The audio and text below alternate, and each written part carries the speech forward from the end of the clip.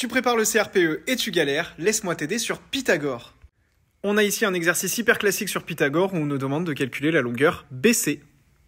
Si tu veux devenir professeur des écoles, tu dois absolument savoir faire cet exercice. Alors si tu veux gagner du temps, réviser plus facilement le CRPE dans une ambiance bienveillante, rejoins-nous sur novelpro.fr.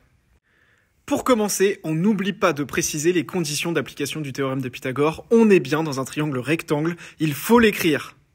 D'après le théorème de Pythagore, on fait attention à l'orthographe, dans le triangle ABC, rectangle en B, puisque c'est la condition d'application du théorème. On n'oublie pas de l'écrire. Les rapports de jury des années précédentes n'arrêtent pas de dire que les candidats oublient de donner les conditions d'application des théorèmes, donc ça, on l'oublie pas.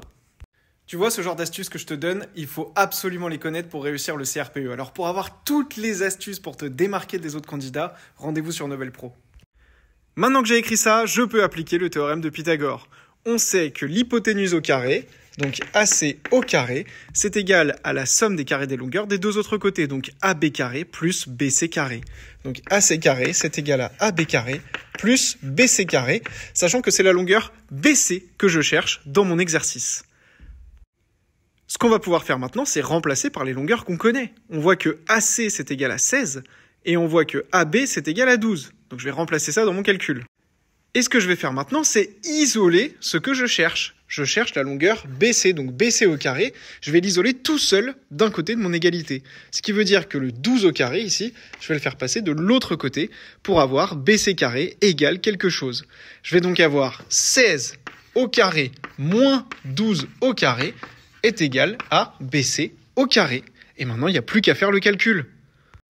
Je sais que 16 au carré, c'est égal à 256, que 12 au carré, c'est égal à 144. Donc si je fais 256 moins 144, j'obtiens 112, qui est donc égal à BC au carré.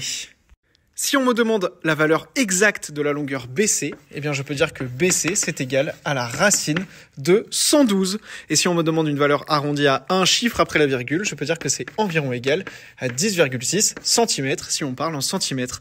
On peut donc dire qu'en arrondi, la longueur BC, elle est égale à 10,6, ce qui est à peu près cohérent avec ma figure. Pour devenir professeur des écoles, il faut absolument maîtriser ce genre d'exercice. Alors si tu as besoin d'entraînement, rendez-vous sur Novel Pro, on va t'aider à réussir facilement.